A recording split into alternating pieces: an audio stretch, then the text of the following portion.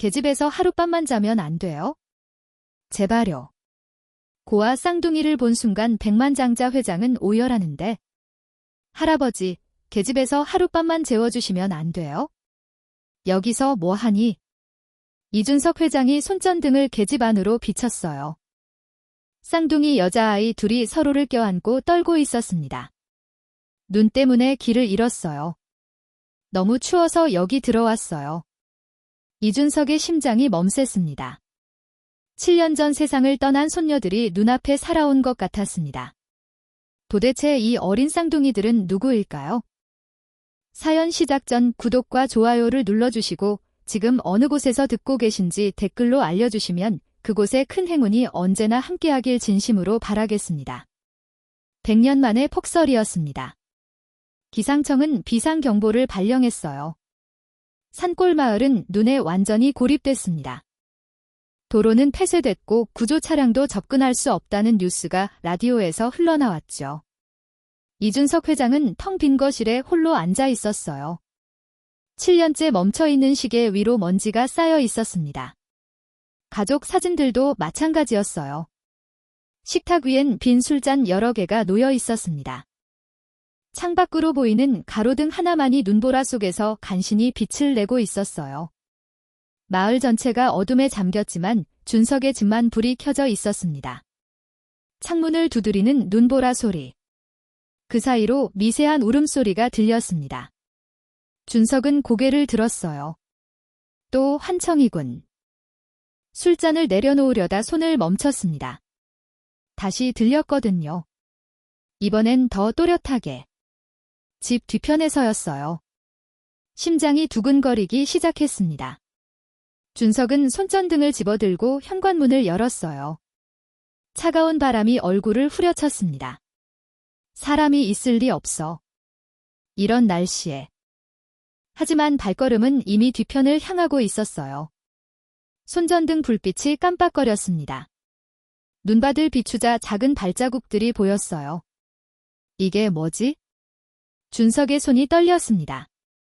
발자국들을 따라가자 집 뒤편 계집이 보였어요. 입구가 반쯤 열려 있었습니다. 그 안에서 미세한 숨소리가 들렸어요. 숨을 참고 다가갔습니다. 계집의 입구를 완전히 열었어요. 그 순간 서로를 껴안고 벌벌 떨고 있는 작은 아이 둘, 준석은 숨이 막혔습니다. 언니로 보이는 아이가 동생을 품에 꼭 안고 있었어요. 한겨울인데 입은 건 다 떨어진 얇은 패딩뿐이었습니다. 목에는 허름한 목도리를 하고 있었고 바지엔 구멍이 나 있었어요. 발밑엔 낡은 운동화가 젖어서 얼어붙어 있었습니다. 양말도 신지 않은 채였어요. 입술은 보랏빛에 가까웠습니다. 손은 꽁꽁 얼어붙어 뻣뻣했어요. 뼈만 남은 작은 몸이었습니다. 얼어 죽기 직전이었어요. 아이의 눈이 천천히 준석을 올려다봤습니다. 그 눈빛엔 두려움과 간절함이 섞여 있었어요. 할아버지. 목소리가 거의 들리지 않을 만큼 작았어요. 계집에서 하룻밤만 재워주시면 안 돼요? 여기서 조용히 있을게요. 아무것도 안 건드릴게요. 소리도 안 낼게요. 제발이요. 하룻밤만요. 떨리는 목소리였습니다. 준석이 손을 뻗자 아이가 움찔했어요. 때리지 마세요. 자동 반사였습니다. 몸이 기억하고 있었어요. 준석은 조심스럽게 아이를 안아들었습니다. 손에서 느껴지는 체중, 뼈만 남았어요. 어떻게 여길 왔니? 엄마 아빠 보러 왔어요. 근데 길을 잃었어요. 눈이 너무 많이 와서. 그때 저기 불빛이 보였어요. 아이의 작은 손가락이 떨리며 가로등을 가리켰어요. 7년 동안 그는 세상과 단절된 채 살아왔어요. 누구도 만나지 않았고 누구도 들이지 않았습니다. 하지만 지금은 달랐어요. 그의 눈앞에 얼어 죽기 직전인 아이 둘이 있었습니다. 여기서 자면 안 돼, 준석이 말했어요. 아이들이 고개를 푹 숙였습니다. 죄송해요. 아이들이 다시 밖으로 나가려고 했어요. 준석이 다시 입을 열었습니다. 이런 추위에 계집에서 잘 수는 없어? 잠시 멈췄다가 말했어요. 집안에서 자야지. 아이들이 고개를 번쩍 들었습니다. 정말요? 믿기지 않는다는 표정. 눈이 반짝였어요. 준석은 7년 만에 처음으로 문을 열었습니다. 따뜻한 공기가 밖으로 흘러나왔어요. 아이들이 조심스럽게 안으로 들어왔습니다. 한 발, 또 한 발. 준석의 얼굴에 미세한 변화가 일었어요. 오랫동안 얼어붙었던 마음. 조금씩 풀리기 시작했습니다. 밖에서는 눈보라가 여전히 거세게 몰아쳤어요. 하지만 가로등 불빛은 꺼지지 않고 빛나고 있었습니다. 집안의 따뜻한 공기가 온몸을 감쌌어요. 두 아이는 그 자리에 멈춰 섰습니다. 눈을 크게 뜨고 주위를 둘러봤어요. 평범한 풍경이었지만 아이들에게는 낯선 세상이었습니다. 여기 소파에 앉으렴. 하지만 아이들은 소파에 앉지 못했어요. 벽 쪽으로 물러나 그대로 서 있었습니다. 몸을 벽에 붙인 채 꼼짝하지 않았어요. 저희가 더러워서 앉으면 안 될 것 같아요. 작은 목소리였습니다. 준석의 가슴이 찢어지는 것 같았어요. 괜찮아. 앉아도 된단다. 다시 말했지만 아이들은 여전히 서 있었습니다. 준석은 거실 조명을 밝혔어요. 화사한 빛 아래 아이들의 몸이 환하게 드러났습니다. 준석은 숨이 막혔어요. 팔뚝과 다리 곳곳에 시퍼런 멍이 있었습니다. 오래된 상처와 새 상처가 겹쳐 있었어요. 준석의 시선이 아이 팔목에 멈췄습니다. 동그란 담배불 화상 자국 한두 개가 아니었어요. 일렬로 찍힌 흔적들이었습니다. 준석은 말이 나오지 않았습니다. 낡은 패딩을 벗자 여름 반팔옷을 입고 있는 아이들이 보였어요. 드러나는 갈비뼈, 또렷하게 튀어나온 쇄골, 나뭇가지처럼 가는 팔뚝, 7살 아이의 몸이 아니었습니다. 너무 작고 앙상했어요. 옷에서는 퀴퀴한 냄새가 났습니다. 며칠이 아니라 몇 주를 빨지 않은 것 같았습니다. 하지만 아이들은 자신의 냄새를 모르는 것 같았어요. 이게 익숙한 거였습니다. 이름이 뭐니? 준석이 물었습니다. 아이들이 한참을 망설였어요. 소라예요. 저는 헤라예요. 동생 헤라가 작게 말했습니다. 근데 우리 이모는 저희 이름 안 불러요? 그냥 샤라고만요. 아니면 저것들. 준석의 주먹이 저절로 쥐어졌습니다. 너희 몇 살이니? 7살이요. 준석은 잠시 멈췄어요. 7살 손녀 지아와 지우가 떠났을 때가 7살이었습니다. 준석의 눈가에 뜨거운 것이 올라왔습니다. 하지만 참았어요. 지금은 눈앞의 아이들이 먼저였습니다. 씻어야겠구나. 준석이 말했습니다. 욕실로 가자. 아이들이 조심스럽게 따라왔어요. 벌을 받으러 가는 것처럼 떨고 있었습니다. 욕실 문을 열었어요. 준석이 아이들에게 말했습니다. 씻고 나오렴. 갈아입을 옷을 찾아줄게. 문을 닫아주었습니다. 잠시 후 욕실 안에서 작은 신음소리가 들렸어요. 준석의 발걸음이 멈췄습니다. 따뜻한 물이 상처에 스며들 때의 고통 같았어요. 하지만 아이들은 소리 내지 않으려 애쓰고 있었어요. 욕실 문틈새로 작은 흐느낌이 새어나왔습니다. 준석은 문 앞에 서서 주먹을 쥐었어요. 누가 대체 그런 짓을. 욕실 안에서 작은 목소리가 들렸습니다. 언니, 따뜻해. 진짜 너무 따뜻해. 처음 느껴보는 따뜻함이었던 거예요. 준석은 찬장을 향했습니다. 오랫동안 열지 못했던 상자가 있었어요. 손이 떨렸습니다. 뚜껑을 열자 먼지가 풀썩 날렸어요. 작은 원피스. 분홍색 리본, 흰 양마. 손녀들이 마지막으로 입었던 옷이었습니다. 미안하다. 준석의 목이 맸어요. 지켜주지 못해서. 그 순간 손녀들과 함께 웃던 날이 떠올랐습니다. 할아버지, 저 예뻐요? 자신이 선물해준 원피스를 입고 빙글빙글 돌던 아이들. 같은 쌍둥이, 같은 나이였을 때 준석의 눈가에 눈물이 고였어요. 떨리는 손으로 옷을 꺼냈습니다. 그 옷을 들고 욕실 앞으로 돌아왔습니다. 이거 입으렴.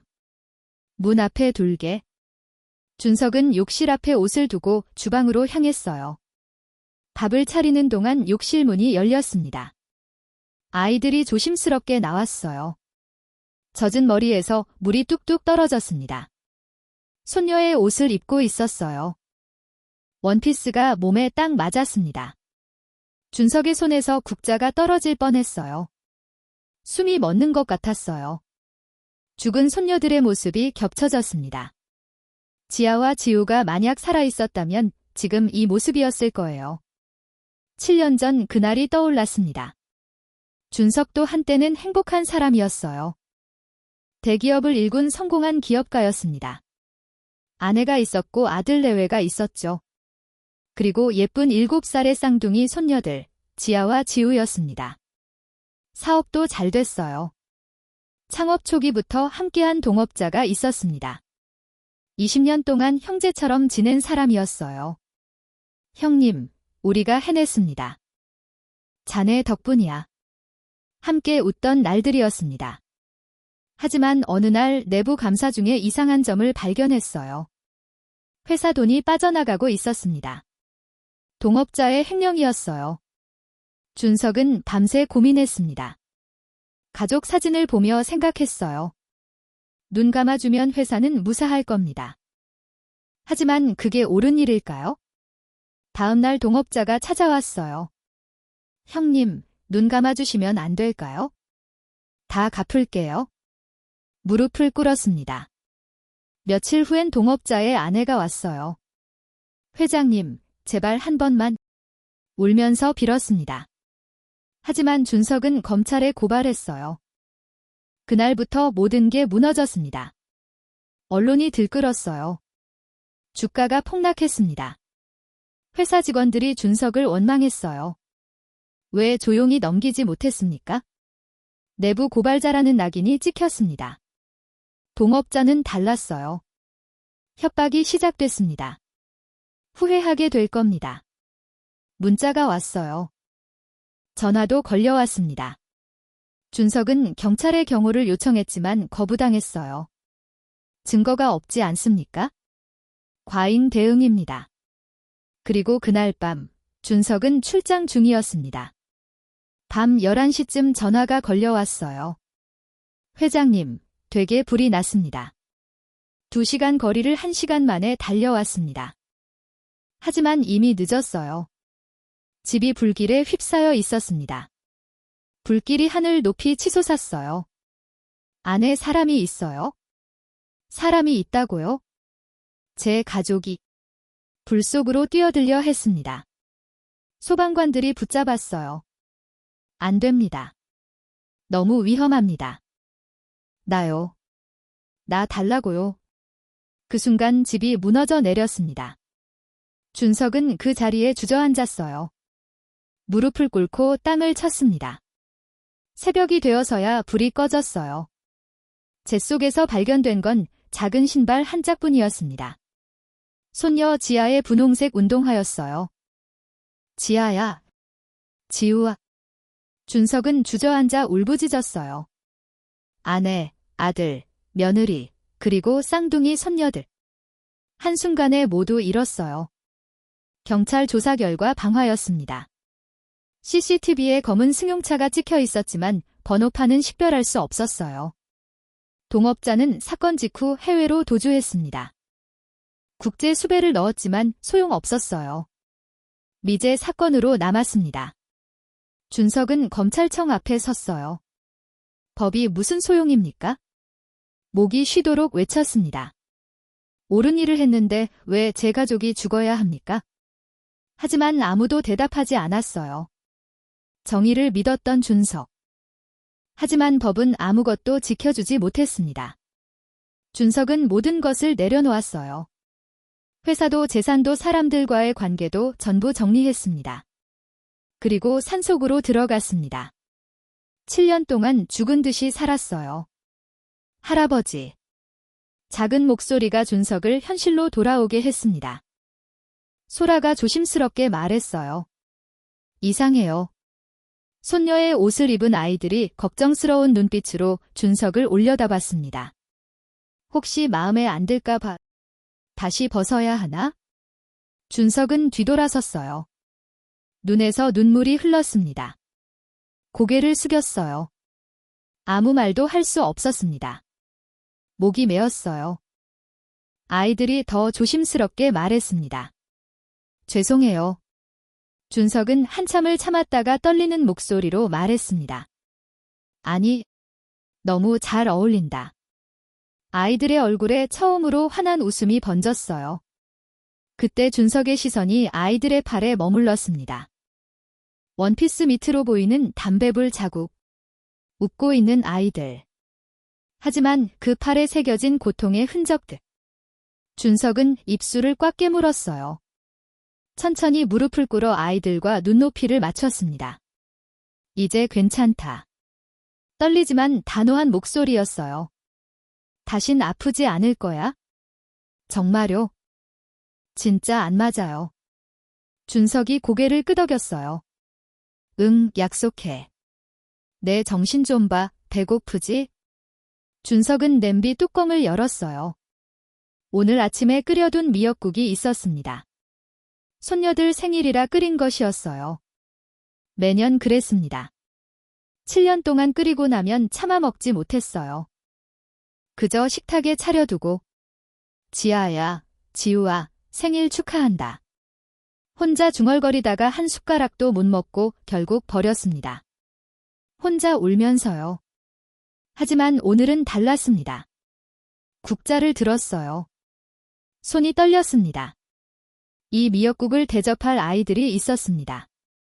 준석은 오랫동안 한 번도 꺼내지 못했던 찬장을 열었어요.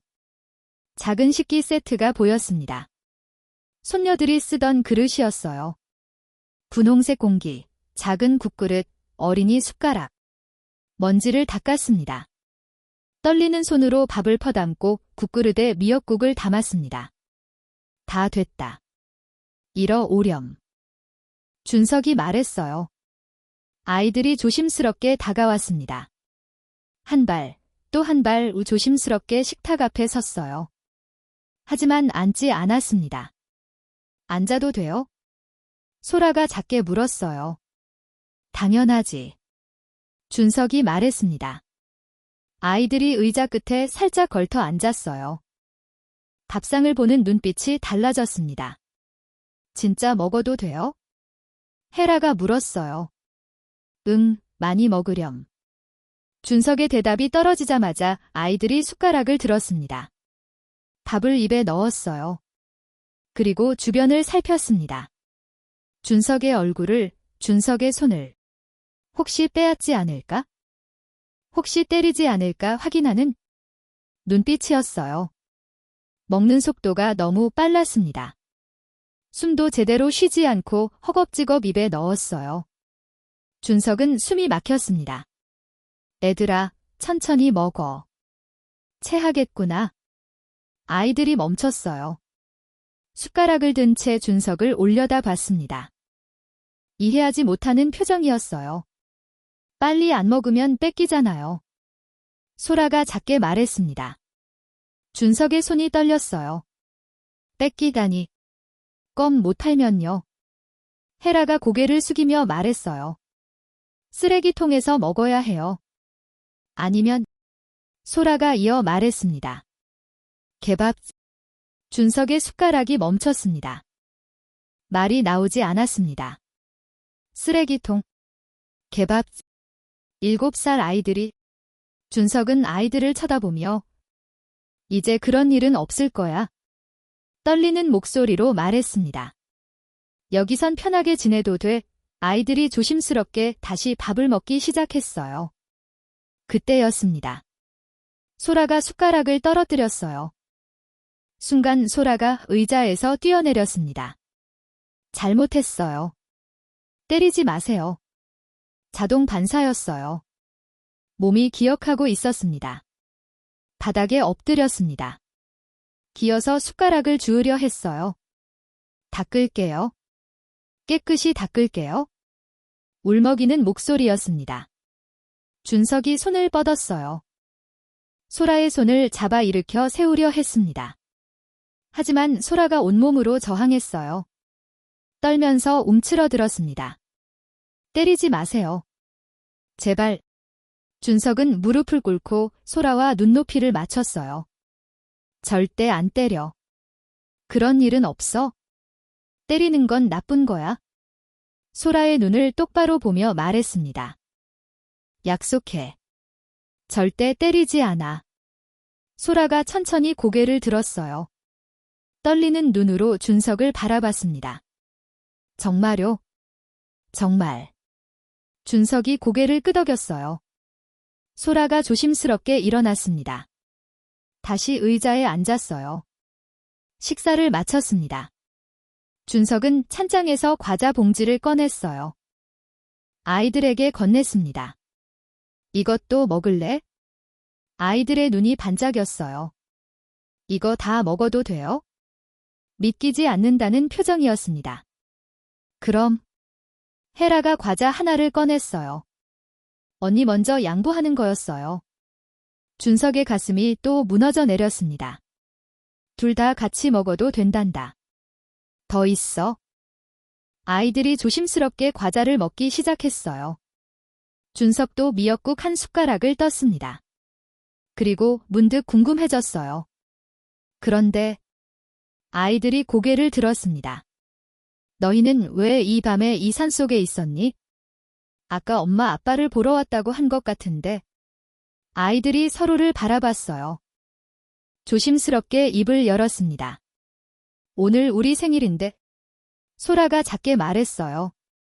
부모님이 너무 보고 싶어서요. 준석은 흠칫했습니다. 오늘 너희들 생일이라고? 손에 든 숟가락이 미세하게 떨렸어요. 부모님은 어디 계신데? 아이들이 작은 목소리로 대답했습니다. 산속 공동묘지예요. 준석은 숨을 깊이 들이쉬었어요. 잠시 침묵이 흘렀습니다. 오늘 내 손녀들도 생일인데? 떨리는 목소리였어요. 아이들이 고개를 들었습니다. 할아버지 손녀들은 어디 있어요? 준석은 눈물을 참으며 말했어요. 하늘나라에. 아이들이 조용히 준석을 바라봤습니다. 아무 말도 하지 않았어요. 그저 슬픈 눈으로 준석을 보고 있었습니다. 그때 헤라가 거실 선반 위 사진을 발견했어요. 할아버지. 조심스럽게 다가갔습니다. 먼지 쌓인 가족 사진이었어요. 쌍둥이 손녀들이 환하게 웃고 있는 사진이었습니다. 저 언니들이에요? 준석이 고개를 끄덕였어요.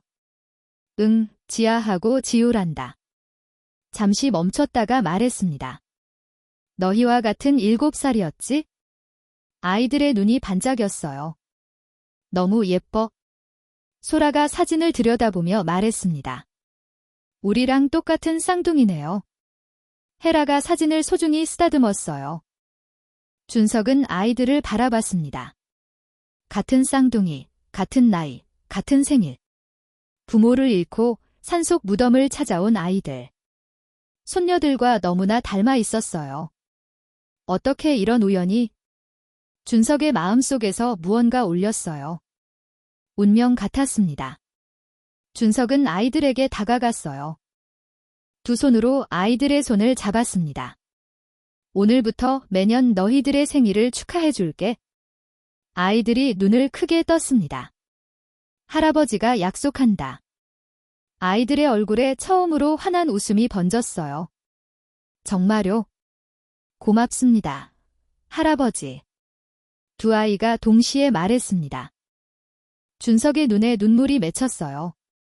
밤이 깊었습니다. 준석은 아이들에게 이불을 덮어줬어요. 그동안 사용하지 않았던 손녀들의 방이었습니다. 편히 자거라. 불을 끄고 나왔어요. 하지만 1시간쯤 지나자 아이들 방에서 소리가 들렸습니다. 뒤척이는 소리였어요. 준석은 문을 살짝 열었습니다. 아이들이 서로를 꼭 껴안은 채 눈을 뜨고 있었어요. 잠들지 못하고 있었습니다. 잠이 안 오니? 준석이 조심스럽게 물었어요. 아이들이 고개를 끄덕였습니다. 준석은 방 안으로 들어가 아이들 옆에 앉았어요. 왜 그러니? 소라가 작게 대답했습니다. 꿈 꿀까 봐요. 나쁜 꿈이요. 헤라가 이어 말했어요. 준석의 가슴이 아팠습니다. 이야기하고 싶으면 해도 된단다. 잠시 침묵이 흘렀어요. 소라가 천천히 입을 열었습니다. 할아버지, 저희 이모 집에 다시 가야 해요. 목소리가 떨렸어요. 아니다. 준석이 단호하게 말했습니다. 다시 안 가도 된다. 소라가 눈물을 글썽이며 말했어요. 이모가 말 잘 안 들으면 저희를 고아원에 보낸대요. 고아원에 가면 외국으로 팔린대요. 헤라가 이어 말했습니다. 준석의 주먹이 쥐어졌어요. 오늘도? 소라가 작게 말했습니다. 이모가 껌 팔아오랬어요. 못하면 들어오지 말고 그냥 밖에서 죽으라고 했어요. 준석은 숨을 깊이 들이쉬었습니다. 오늘 같은 추운 날에? 아이들이 고개를 끄덕였어요. 생일인데도 축하도 안 해줬니? 네. 헤라가 눈물을 흘리며 말했습니다. 생일이라고 말했는데 이모가 화냈어요. 소라가 떨리는 목소리로 이어 말했어요. 껌 못 팔면 맞아요. 많이 맞아요. 준석은 아이의 팔을 봤어요. 담배불 자국이 있었습니다. 이것도 그래서. 소라가 고개를 숙였습니다. 그때 껌을 10개밖에 못 팔았어요. 그래서 이모부가 말을 잇지 못했어요. 헤라가 대신 말했습니다. 담배불로 울면 더 맞는다고 했어요. 그래서 안 울었어요. 소라가 눈물을 닦으며 말했어요. 소리 내면 안 된다고. 준석의 눈시울이 붉어졌습니다. 그런데 준석이 조심스럽게 물었어요. 부모님 무덤에 자주 갔었니? 아이들이 고개를 저었습니다. 한참을 망설이다 소라가 입을 열었어요. 처음이었어요. 이모가 가지 말래요. 헤라가 작게 말했습니다. 가고 싶다고 하면 맞아요. 근데 오늘은 소라가 울먹였어요. 너무 보고 싶어서 엄마한테 말하고 싶었어요. 우리도 엄마한테 데려가 달라고. 소라가 울먹이며 말했어요. 준석의 가슴이 무너져 내렸습니다. 무덤까지 어떻게 가려고 했니? 준석이 물었습니다. 소라가 작게 대답했어요. 걸어서요. 헤라가 눈물을 흘리며 말을 이었습니다. 근데 길을 잃었어요. 아이들은 떨리는 목소리로 이야기했습니다. 마을에서 산으로 향했다고 했어요. 눈이 무릎까지 왔지만 서로 손을 꼭 잡고 걸었습니다. 넘어지면 안 된다고, 손 놓치면 안 된다고 붙잡고 걸었어요. 하지만 눈이 점점 더 많이 내렸습니다. 어디가 길인지 알 수 없었어요. 손발이 점점 안 움직였습니다. 무서웠습니다. 죽을 것 같았어요. 그때 불빛이 보였습니다. 유일하게 켜져 있는 불빛이었어요. 그쪽으로 걸어갔습니다. 집이 보였어요. 하지만 들어갈 수 없었습니다. 자신들이 너무 더럽다고 생각했거든요. 그래서 계집으로 갔습니다. 하룻밤만 자고 아침에 조용히 갈 생각이었어요. 소라가 작게 말했습니다. 할아버지 귀찮게 하면 안 되니까. 준석은 더 이상 참을 수 없었습니다. 아이들을 꼭 안았어요. 이제 괜찮아. 떨리는 목소리였습니다. 다신 그런 일 없을 거야? 아이들이 준석의 품에서 울었어요. 처음으로 마음껏 울었습니다. 한참을 울고 나서야 진정됐어요. 정말 이모 집에 안 가도 돼요? 소라가 물었습니다. 안 가도 된다. 준석이 단호하게 말했어요. 근데 이모가 오면 어떡해요? 헤라가 불안한 목소리로 물었습니다. 할아버지가 절대 안 보낼게. 약속해. 절대 보내지 않아. 준석이 아이들의 눈을 똑바로 보며 말했어요. 진짜요. 거짓말 아니죠? 약속해요. 헤라가 새끼 손가락을 내밀었습니다. 준석은 새끼 손가락을 걸었어요. 아이들이 처음으로 안심한 표정을 지었습니다. 고맙습니다. 할아버지. 준석은 아이들을 다시 이불 속에 눕혔어요. 이제 자거라. 할아버지가 여기 있을게. 아이들 곁에 앉아 있었습니다. 조금씩 아이들의 숨소리가 고르게 변했어요. 잠든 거였습니다. 준석은 조용히 일어났어요. 거실로 나와 창밖을 바라봤습니다. 눈이 그쳤어요. 하얀 세상이었습니다. 준석은 주먹을 쥐었어요. 이 아이들만큼은 지킨다. 누가 뭐래도. 그것만이 할 수 있는 일이었습니다. 다음 날 아침이 밝았습니다. 준석은 아이들이 자고 있는 방문을 살짝 열어봤어요. 두 아이가 서로를 꼭 껴안은 채 잠들어 있었습니다. 평화로운 얼굴이었어요. 준석은 조용히 문을 닫고 서재로 향했습니다. 그동안 열지 않았던 서랍을 열었어요. 명함들이 나왔습니다. 먼지가 쌓여 있었어요. 그중 한 장을 꺼냈습니다. 법무법인 대표 변호사. 준석의 회사 법무팀을 맡았던 사람이었어요. 전화기를 들었습니다. 손이 떨렸어요. 번호를 눌렀습니다. 신호음이 울렸어요. 한 번, 두 번. 여보세요? 낯익은 목소리였습니다. 나야, 이준석이네. 전화 너머로 잠시 침묵이 흘렀어요. 회장님. 회장님이십니까? 놀라는 목소리였습니다. 어디 계십니까? 그동안 어디? 그건 나중에 이야기하지. 지금 급한 일이 있네. 준석이 말을 끊었어요. 변호사가 진지한 목소리로 물었습니다. 무슨 일이십니까? 준석은 아이들 이야기를 했습니다.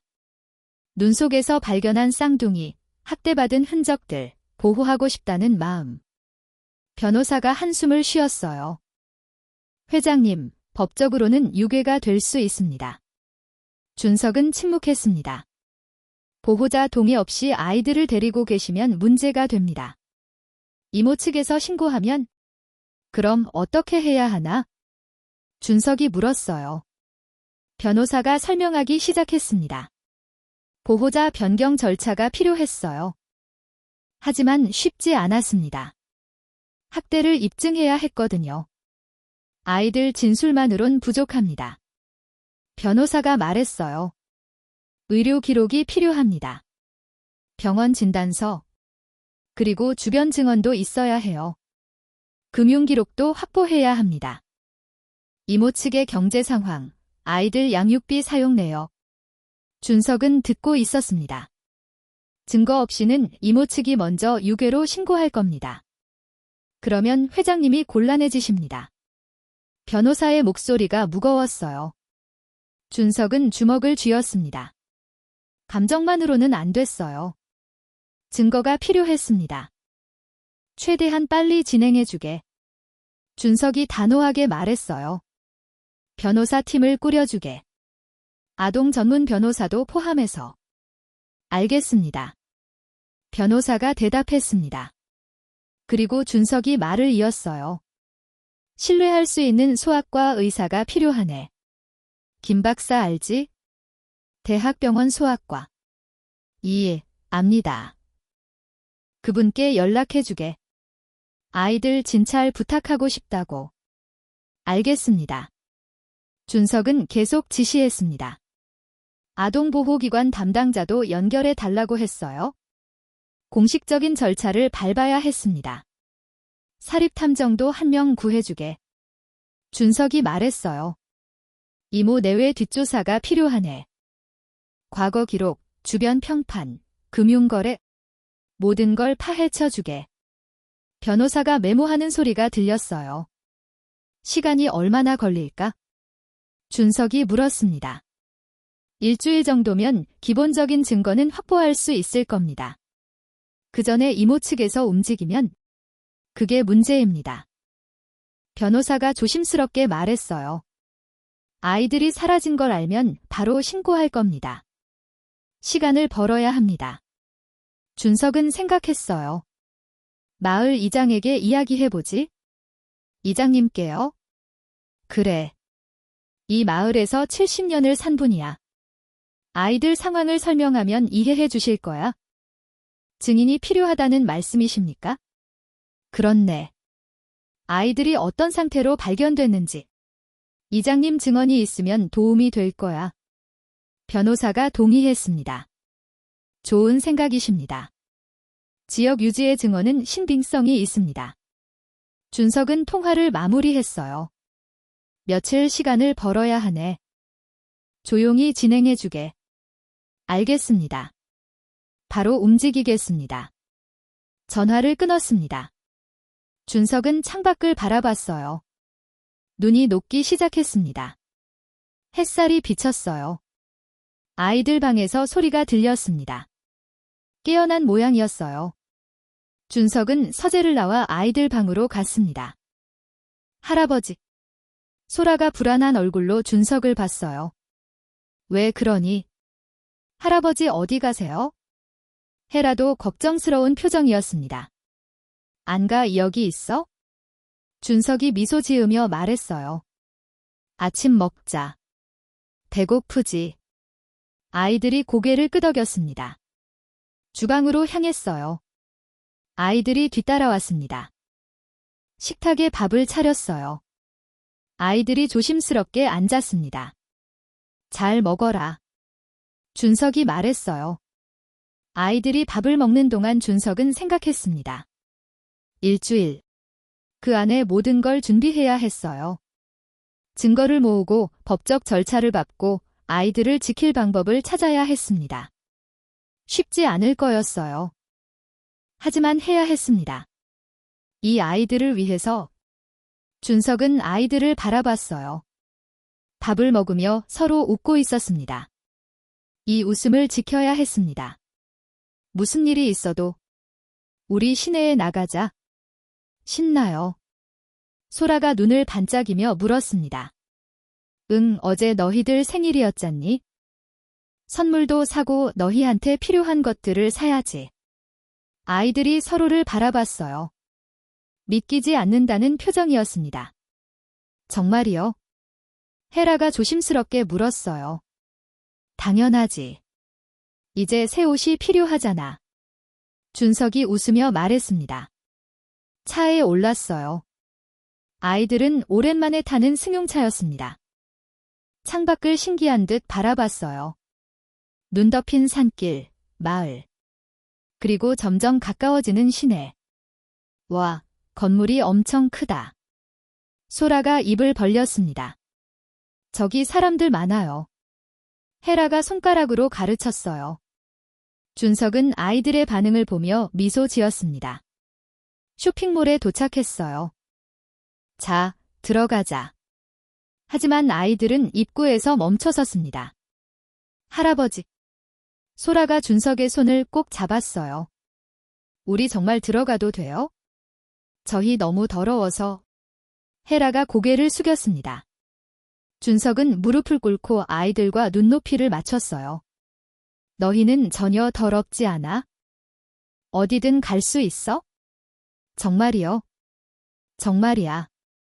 할아버지가 함께 있잖아.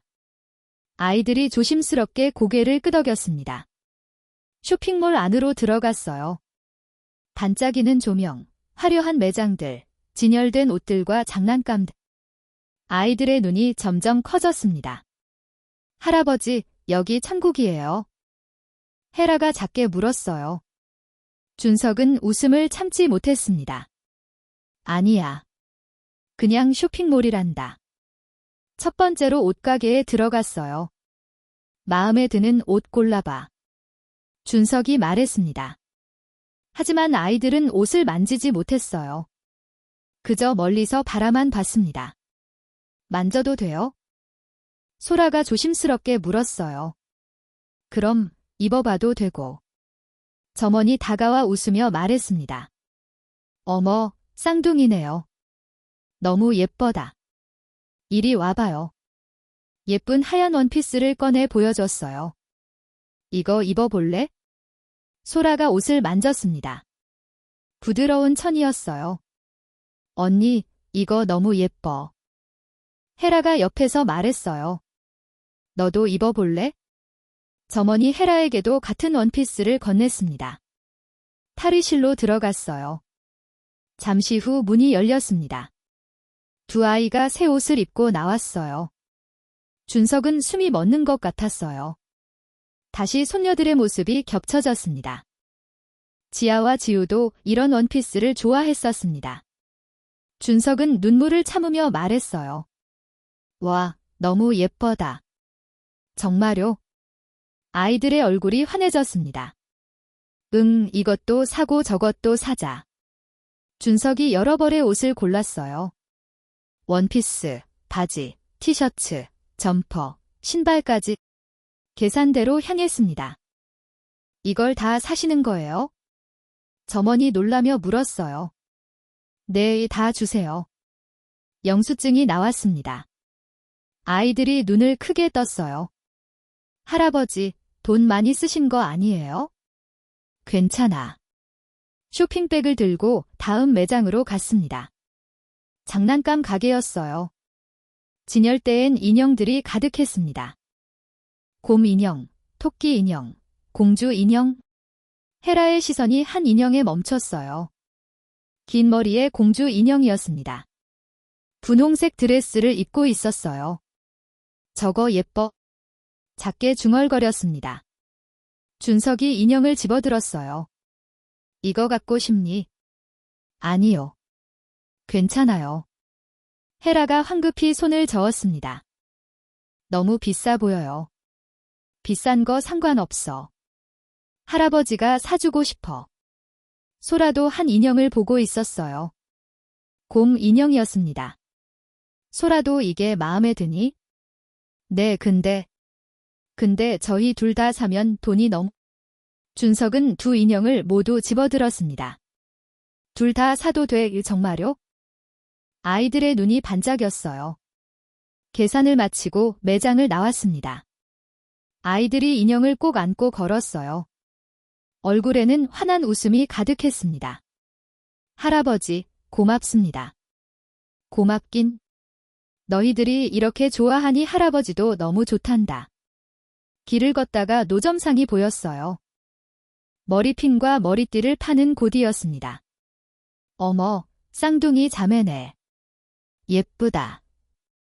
산인 아주머니가 반갑게 말했어요.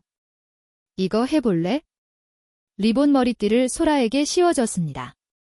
언니 너무 예뻐. 헤라가 소리쳤어요. 너도 해봐. 아주머니가 헤라에게도 씌워줬습니다. 거울 좀 봐봐. 손거울을 건넸어요. 두 아이가 거울을 들여다봤습니다. 우와, 우리 공주 같아. 눈물이 글썽였어요. 기쁨의 눈물이었습니다. 얼마예요? 준석이 물었습니다. 아니에요. 그냥 드릴게요. 애들이 너무 예뻐서. 그럴 순 없지요.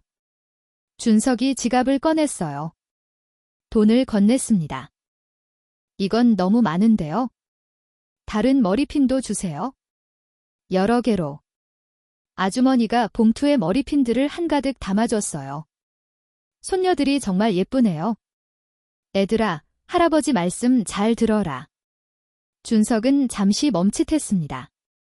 손녀들. 그 단어가 가슴을 울렸어요. 감사합니다. 준석의 목소리가 약간 떨렸습니다. 아주머니는 아이들을 손녀로 착각하고 있었어요. 하지만 준석은 정정하지 않았습니다. 오히려 기분이 좋았어요. 할아버지, 저쪽으로 가봐요. 소라가 준석의 손을 잡았습니다. 헤라도 반대편 손을 잡았어요. 준석은 두 손을 꼭 잡고 걸었습니다.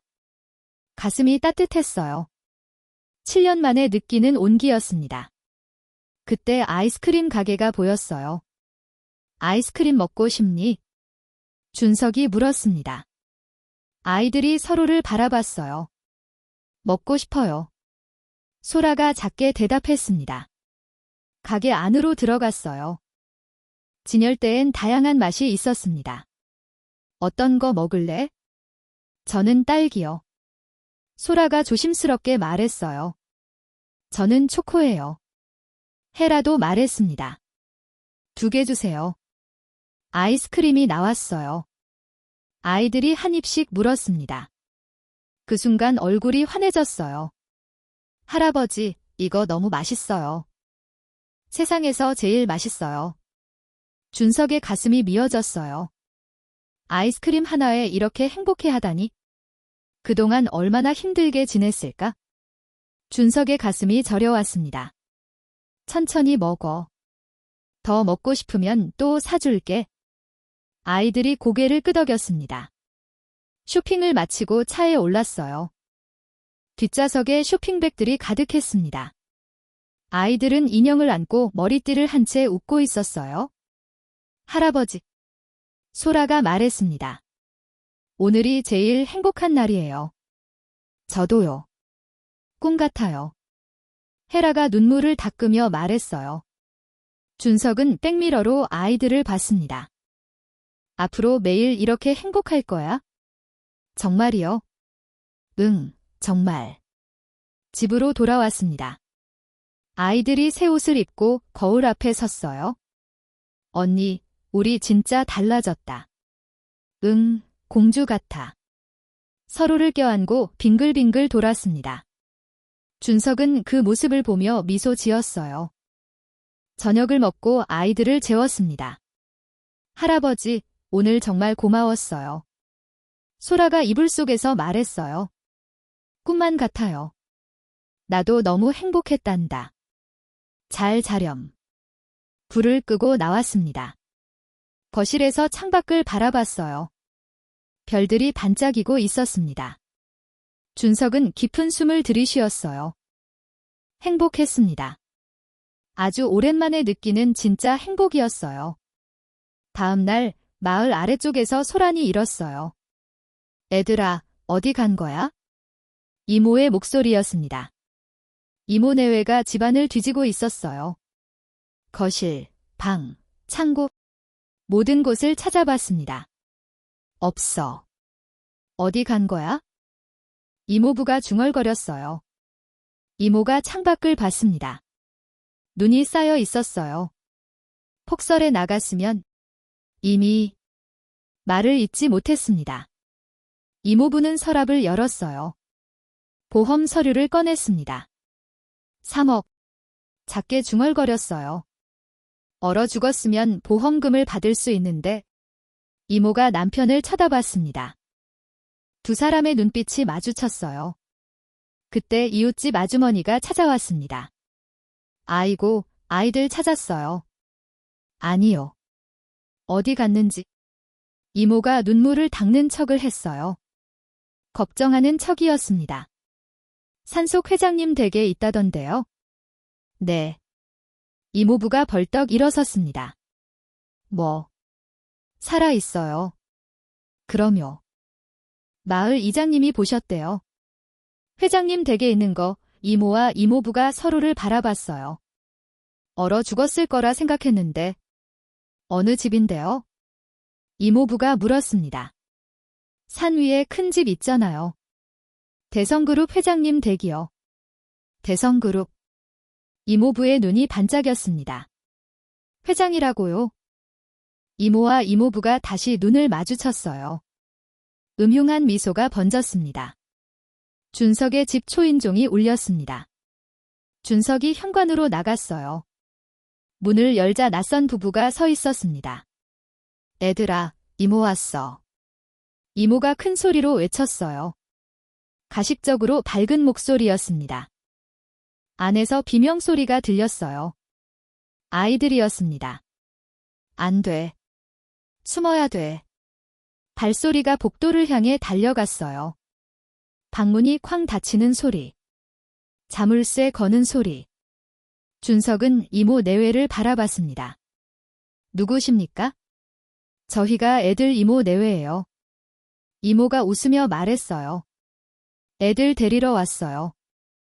준석은 아무 말 없이 두 사람을 바라봤습니다. 이모부가 안을 들여다보려 했어요. 애들아, 이모부 왔다. 복도 끝에서 아이들 방문이 잠겨 있었습니다.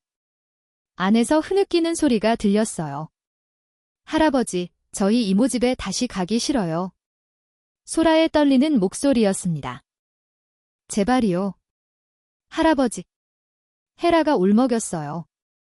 준석은 이모 내외를 막아섰습니다. 아이들이 가기 싫다는데요.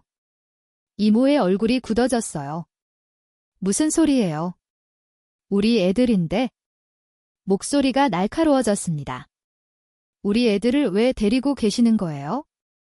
이모부가 고함쳤어요. 이모가 갑자기 눈물을 흘렸습니다. 연기였어요. 저희가 애들 걱정 얼마나 많이 한 줄 아세요? 밤새 찾아다녔다고요? 거짓말이었습니다. 실제로는 보험금만 생각했었죠. 유괴예요. 이거 신고할 거예요. 이모부가 협박했습니다. 기자한테도 제보할 거예요. 이모가 덧붙였어요. 재벌이 고아 애들 데려갔다고 하면 뉴스 나오겠죠. 준석은 표정을 바꾸지 않았습니다. 조용히 두 사람을 바라봤어요. 잠시 침묵이 흘렀습니다. 이모가 먼저 말을 꺼냈어요. 우리도 어렵게 키웠어요. 목소리가 달라졌습니다. 계산적이었어요. 혹시 아이들을 데려가고 싶으신 거라면 보상은 받아야죠. 저희가 얼마나 힘들게 키웠는데요. 이모부가 웃었습니다. 100억이면 깔끔하지 않아요. 준석의 주먹이 쥐어졌어요. 손등에 핏줄이 섰습니다. 아이들을 거래 대상으로 말하고 있었습니다. 마치 물건처럼 준석의 머릿속에 7년 전이 떠올랐어요. 동업자의 횡령, 돈 때문에 가족을 잃었습니다. 그리고 지금 눈앞에 이 사람들. 아이들을 돈으로 바꾸려 하고 있었어요. 똑같은 탐욕이었습니다. 준석은 분노를 억눌렀어요. 주먹이 떨렸지만 표정을 관리했습니다. 천천히 입을 열었어요. 그럽시다. 이모 내외가 눈을 반짝였습니다. 단, 돈을 준비하려면 시간이 걸립니다. 얼마나요? 이모부가 물었어요. 일주일, 준석이 말했습니다. 일주일 드리죠. 그때까지 애들은 여기 있어야 합니다. 이모가 남편을 쳐다봤어요. 눈빛으로 대화를 나눴습니다. 좋아요. 이모부가 대답했어요. 일주일 후에 다시 올게요. 돈 준비해 두세요. 두 사람이 돌아섰습니다. 현관을 나서며 이모가 뒤돌아봤어요. 애들 잘 돌봐주세요. 우리 소중한 애들이니까. 비웃는 것 같은 미소였습니다. 문이 닫혔습니다. 준석은 그 자리에 서서 주먹을 쥐었어요. 손이 떨렸습니다. 아이들 방으로 갔어요. 문을 두드렸습니다. 나야, 할아버지야. 문이 조금 열렸어요. 아이들이 울고 있었습니다. 다 갔어요. 소라가 떨리는 목소리로 물었어요. 그래, 다 갔어. 준석이 아이들을 안았습니다. 괜찮아. 할아버지가 지켜줄게. 너희는 아무 걱정하지 않아도 돼. 아이들이 준석의 품에서 울었어요. 한참 후 아이들이 진정됐습니다. 준석은 아이들을 눕히고 거실로 나왔어요. 전화기를 집어들었습니다. 변호사에게 전화를 걸었어요. 날쌔. 회장님, 무슨 일이십니까? 며칠 안에 모든 증거를 확보해야 하네. 준석의 목소리가 단호했습니다. 이모 내외가 움직이기 시작했어. 시간이 없네.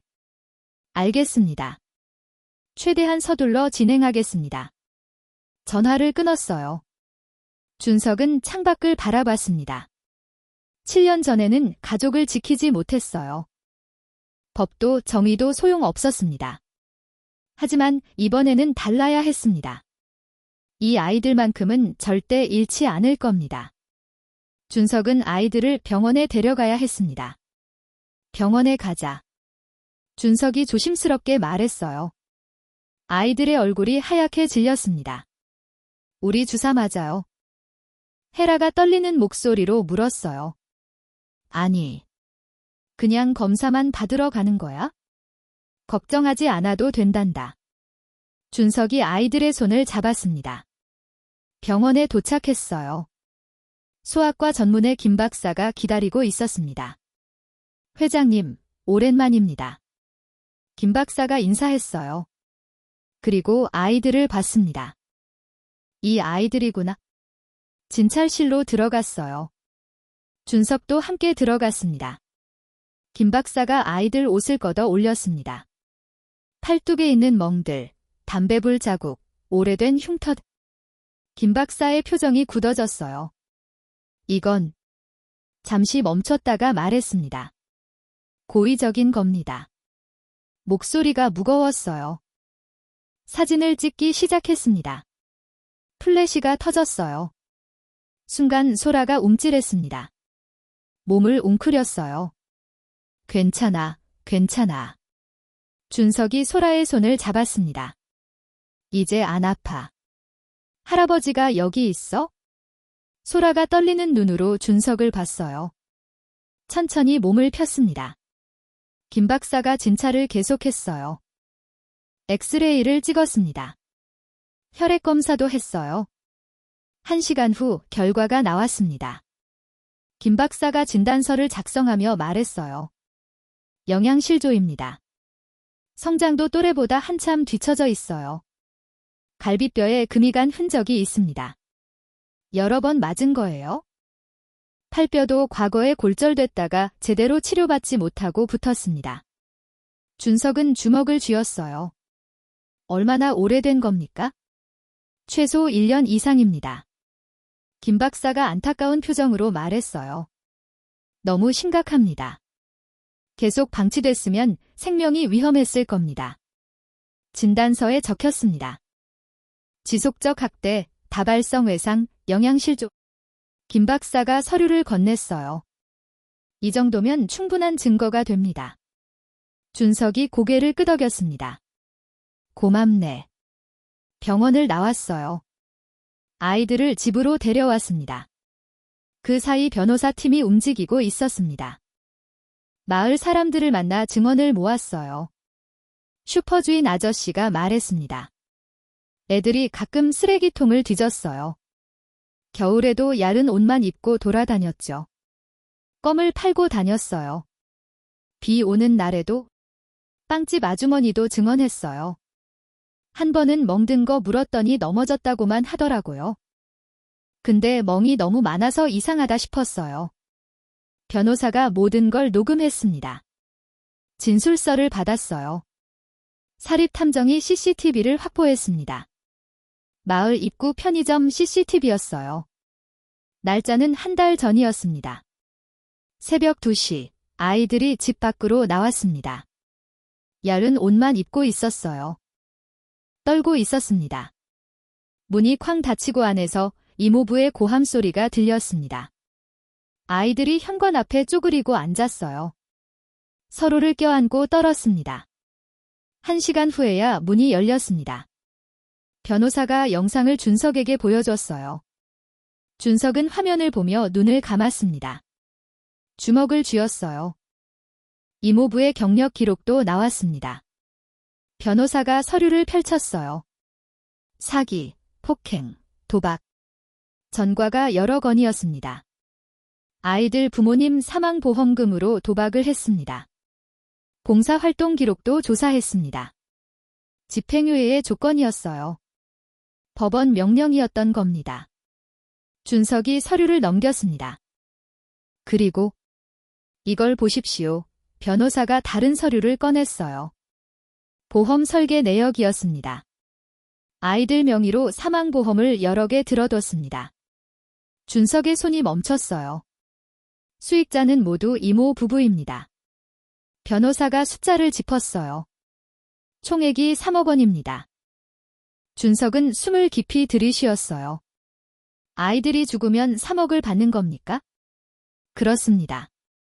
변호사가 고개를 끄덕였어요. 폭설에 아이들을 내보낸 것도 의도적이었을 가능성이 높습니다. 준석의 얼굴이 굳어졌어요. 살해 의도. 보험금을 노린 계획적 범죄였습니다. 이건 단순 학대가 아닙니다. 변호사가 단호하게 말했어요. 살인을 계획한 것으로 보입니다. 준석은 창밖을 바라봤습니다. 7년 전이 떠올랐어요. 동업자의 탐욕. 돈 때문에 가족을 잃었습니다. 그리고 지금 똑같은 탐욕이 이 아이들을 죽이려 했습니다. 보험금 3억.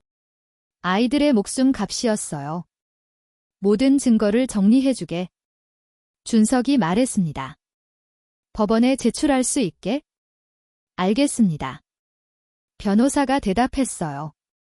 아동보호기관과도 연락했습니다. 긴급보호 신청을 준비 중입니다. 경찰 신고는 증거가 충분히 모이면 바로 진행하겠습니다. 준석이 고개를 끄덕였어요. 이틀 남았습니다. 서둘러 주게. 변호사가 나갔습니다. 준석은 아이들 방으로 갔어요. 문을 살짝 열어봤습니다. 두 아이가 그림을 그리고 있었어요. 손녀들이 쓰던 색연필이었습니다. 할아버지. 소라가 환하게 웃었어요. 봐요. 집 그렸어요. 그림 속에 집이 있었습니다. 큰 집이었어요. 창문마다 불이 켜져 있었습니다. 할아버지 집이에요. 헤라가 말했어요. 우리 집. 준석의 눈가에 눈물이 맺혔습니다. 그래, 너희 집이야. 아이들을 안았어요. 앞으로 계속 여기서 살 거야. 정말요? 정말이야. 할아버지가 약속한다. 준석은 마음속으로 다짐했습니다. 이 아이들만큼은 반드시 지킨다. 누가 뭐래도. 일주일이 지났습니다. 초인종이 울렸어요. 이모와 이모부였습니다. 준비됐죠? 약속한 금액. 이모부가 웃으며 말했어요. 준석은 아무 말 없이 봉투 하나를 내밀었습니다. 이모가 신이 나서 봉투를 열었어요.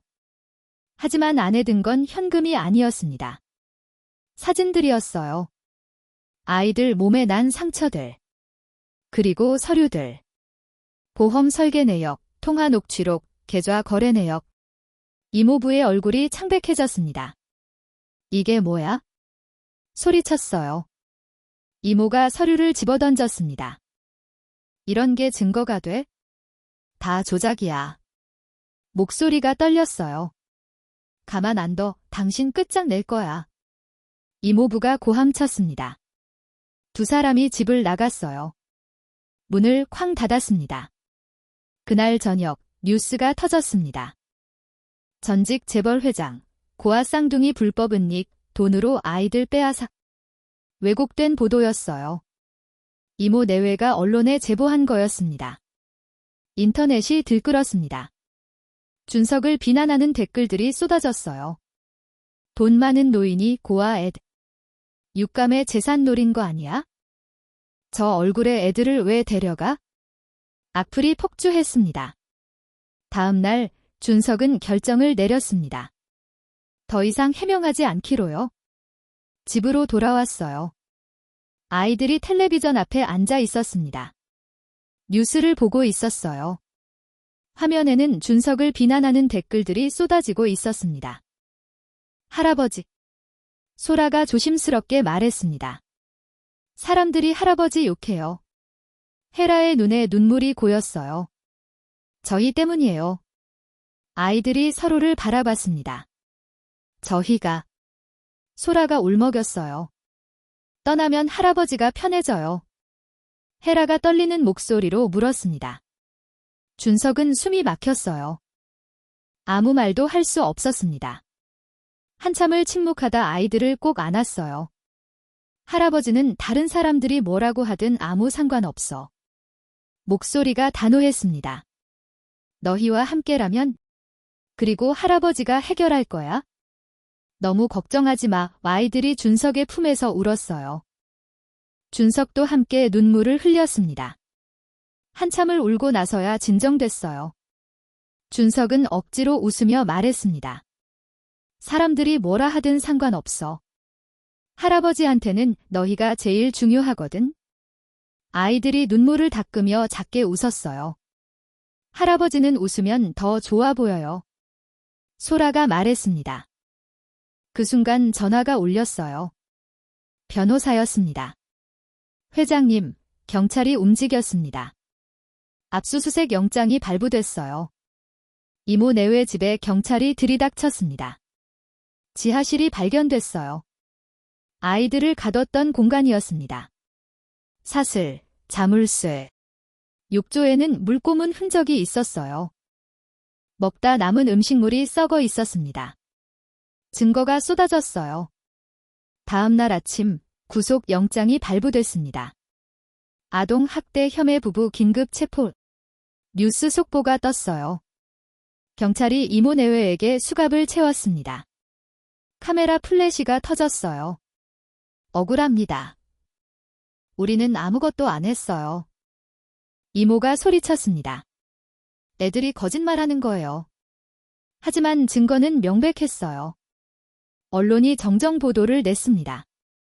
재벌이 아닌 구원자였다. 학대받던 아이들을 구한 할아버지. 여론이 반전됐어요. 준석을 비난하던 댓글들이 사라졌습니다. 응원의 메시지가 쏟아졌어요. 하지만 준석은 신경 쓰지 않았습니다. 여론 따위 상관없어. 변호사에게 말했어요. 아이들만 지키면 돼. 이 며칠 후 준석은 아이들을 데리고 쇼핑을 갔습니다. 새 가방, 새 운동화, 새 옷. 아이들이 가방을 메고 거울 앞에 섰어요. 할아버지, 우리도 학교 가도 돼요? 소라가 물었어요. 친구도 사귀어도 돼요? 헤라가 조심스럽게 물었습니다. 뭐든지 해도 된다. 준석이 웃으며 말했어요. 넌 자유야. 뭐든 할 수 있어? 집으로 돌아왔습니다. 준석은 작은 상자를 꺼냈어요. 이리 와봐. 아이들이 다가왔습니다. 상자를 열었어요. 별 모양 목걸이 2개가 들어 있었습니다. 각각 소라, 헤라 이름이 새겨져 있었습니다. 준석이 목걸이를 걸어주며 말했습니다. 할아버지는 절대 너희를 떠나지 않는다. 아이들의 눈이 반짝였어요. 와, 너무 예뻐요. 절대 안 잃어버릴게요. 소라와 헤라가 동시에 말했습니다. 준석이 아이들을 안았어요. 우린 이제 가족이야. 아이들이 고개를 끄덕였습니다. 네, 오 할아버지. 창밖으로 햇살이 비쳤어요. 따뜻했습니다. 7년 만에 다시 찾은 평화였습니다. 손녀들을 지키지 못했던 할아버지. 이번에는 달랐어요. 이 아이들은 지켰습니다. 그리고 이제 새로운 시작이었습니다. 한 달 후 법원이었습니다. 준석과 아이들이 판사 앞에 섰어요. 소라와 헤라는 새 옷을 입고 있었습니다. 손에는 서로의 손을 꼭 잡고 있었어요. 판사가 아이들을 내려다봤습니다. 소라, 헤라. 네. 두 아이가 동시에 대답했어요.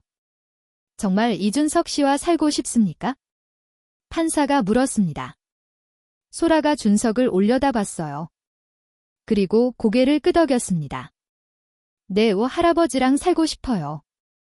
헤라도 말했어요. 영원히요. 목소리가 떨렸습니다. 눈물이 흘렀어요. 판사가 준석을 봤습니다. 이준석 씨, 이 아이들을 평생 책임지시겠습니까? 준석이 고개를 숙였어요. 눈물을 닦았습니다. 네, 제 남은 여생이 아이들을 지키겠습니다. 목이 메었어요. 판사가 서류를 바쳤습니다. 잠시 침묵이 흘렀어요. 특별 입양을 허가합니다. 망치를 내리쳤어요. 그 소리와 함께 아이들이 준석에게 달려갔습니다. 할아버지. 준석이 아이들을 안았어요. 세 사람이 함께 울었습니다. 일주일 후 가족 관계 증명서가 나왔습니다. 준석이 서류를 펼쳤어요. 새로 쓰인 이름들이 보였습니다. 이소라, 지혜라. 이제 우리 가족이구나. 아이들이 서류를 들여다봤습니다. 우리 이씨예요. 소라가 물었어요. 그래. 이제 이소라, 이혜라야. 주말에 사진관에 갔습니다. 가족 사진을 찍었어요. 사진을 거실 벽에 걸었습니다. 먼지 쌓였던 옛날 가족 사진 옆이었어요. 준석은 두 사진을 나란히 바라봤습니다. 학교 첫 등교 날이었습니다. 준석이 아침 일찍 일어나 도시락을 쌌어요. 아이들을 깨웠습니다. 소라야, 혜라야, 일어나렴. 아이들은 이미 깨어 있었어요. 침대에 앉아 갈아입을 옷만 바라보고 있었습니다. 왜 안 갈아입니? 무서워요. 소라가 고개를 숙였습니다. 친구들이 저희 싫어하면 어떡해요? 혜라가 작게 말했어요. 준석은 무릎을 꿇고 아이들 손을 잡았습니다. 너희는 전혀 이상하지 않아. 용기 내봐. 이 할아버지가 데려다 줄게. 학교 정문에 도착했어요. 아이들이 차에서 내리지 못했습니다. 손에 땀이 났어요. 할아버지, 저희 못 갈 것 같아요. 괜찮아. 할아버지가 함께 들어가 줄게.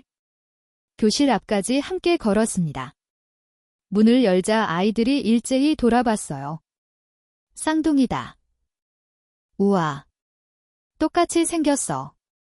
소라와 혜라는 문 앞에서 꼼짝하지 못했습니다. 고개를 푹 숙였어요. 선생님이 다가왔어요. 소라, 혜라 맞지? 어서 와. 기다렸어. 한 여자아이가 손짓했습니다. 저기, 내 앞자리 비어 있어? 앉을래. 나 지우야. 우리 친구하자. 환하게 웃고 있었어요. 소라가 멈칫했습니다. 친구요. 그 단어가 낯설었어요. 응. 고마워. 작은 목소리였습니다. 혜라도 옆자리에 앉았어요. 옆 남자아이가 말을 걸었습니다. 너네 쌍둥이구나. 신기하다. 난 민수야. 난 혜라라고 해. 준석은 복도에서 지켜봤습니다. 조금씩 아이들 얼굴이 밝아지는 게 보였어요. 잘하고 있군. 학교 시간, 준석이 정문에서 기다리고 있었어요. 아이들이 뛰어나왔습니다. 환한 얼굴이었어요. 할아버지. 학교 어땠니? 좋았어요. 지우가 저랑 친구하자고 했어요. 소라가 신이 나서 말했습니다. 민수도요. 같이 놀자고 했어요. 점심시간에 다 같이 밥 먹었어요. 차 안에서 아이들은 계속 학교 이야기를 했어요. 평범한 대화. 하지만 이 아이들에게는 처음 누리는 기적이었습니다. 일요일이 되었습니다. 준석이 말했어요. 오늘 어디 갈 데가 있단다. 너희 부모님 뵙고 싶지 않니? 아이들의 눈이 커졌습니다. 우리 엄마 아빠요? 응, 아이들은 차에 탔어요. 산길을 달렸습니다. 익숙한 풍경이었어요. 여기. 그때 걸었던 길이에요? 소라가 작게 말했습니다. 산속 공동묘지에 도착했어요. 준석이 꽃다발과 과일을 꺼냈습니다. 조그만 비석 2개가 나란히 서 있었어요. 아이들이 무덤 앞에 무릎을 꿇었습니다. 꽃을 올렸어요. 한참을 말없이 앉아 있었습니다. 소라가 먼저 입을 열었어요. 엄마, 아빠. 우리 이제 너무 행복해요. 목소리가 떨렸습니다. 할아버지가 지켜주세요. 눈물이 흘렀어요. 혜라도 울먹이며 말했습니다. 학교도 다니고 친구도 사귀었어요. 밥도 매일 먹어요. 따뜻한 집에서 자요. 엄마, 아빠, 걱정 안 해도 돼요. 두 아이가 울었습니다. 준석도 옆에서 무릎을 꿇었어요. 저는 이준석이라고 합니다. 두 분 따님을 제가 지키겠습니다. 평생 제 손녀처럼 키우겠습니다. 아프지 않게, 외롭지 않게 약속드립니다. 바람이 불었어요. 나뭇잎이 흔들렸습니다. 마치 대답하는 것 같았어요. 소라가 무덤을 쓰다듬었습니다. 엄마. 1년 전에 여기 오려고 했었는데 너무 추웠어요. 길도 잃었고요.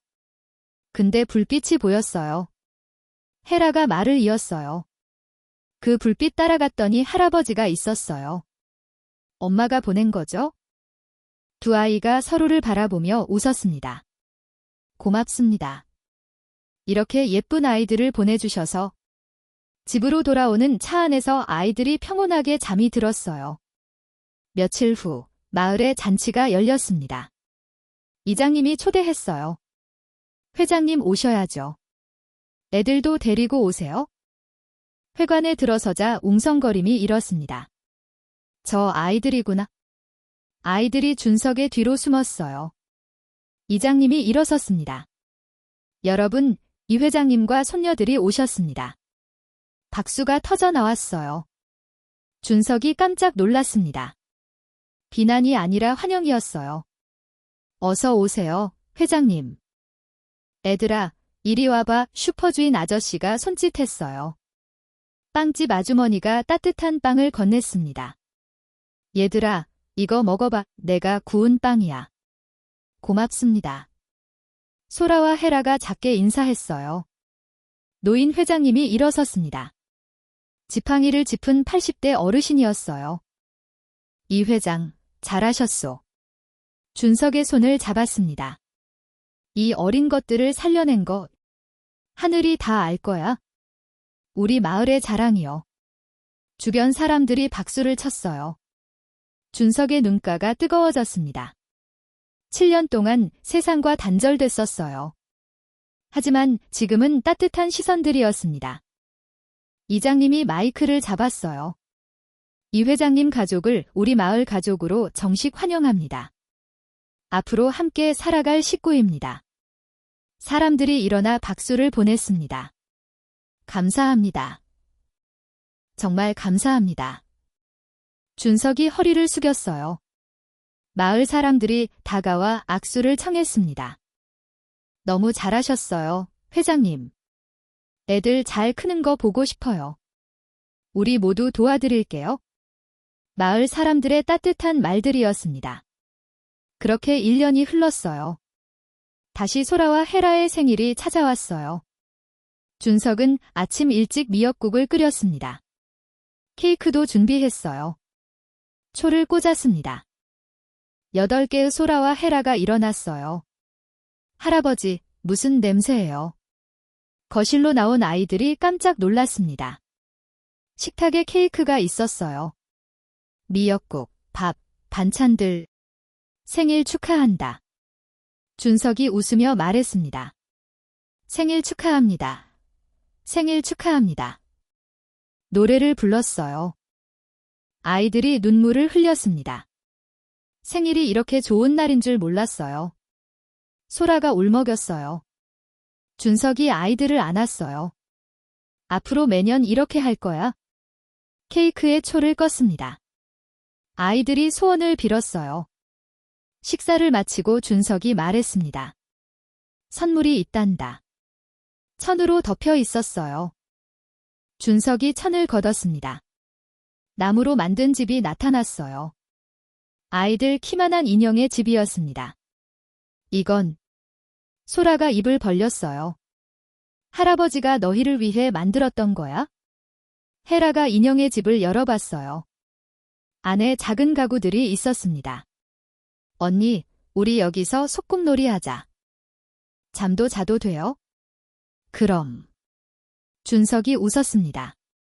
아이들이 준석에게 달려가 안겼어요. 고맙습니다. 할아버지, 사랑해요. 할아버지도 사랑한다. 밤이 되었습니다. 눈이 내리기 시작했어요. 1년 전처럼. 하지만 이번에는 달랐습니다. 집안은 따뜻했어요. 불빛이 환하게 켜져 있었습니다. 거실에서 아이들 웃음소리가 들렸어요. 할아버지, 이거 봐요. 우아하다. 준석은 창밖을 바라봤습니다. 문득 1년 전이 떠올랐어요. 똑같이 눈이 내리던 그날 밤이었습니다. 눈보라가 거세게 몰아쳤었죠. 그날 밤, 계집에서 얼어 죽기 직전인 아이들을 발견했었습니다.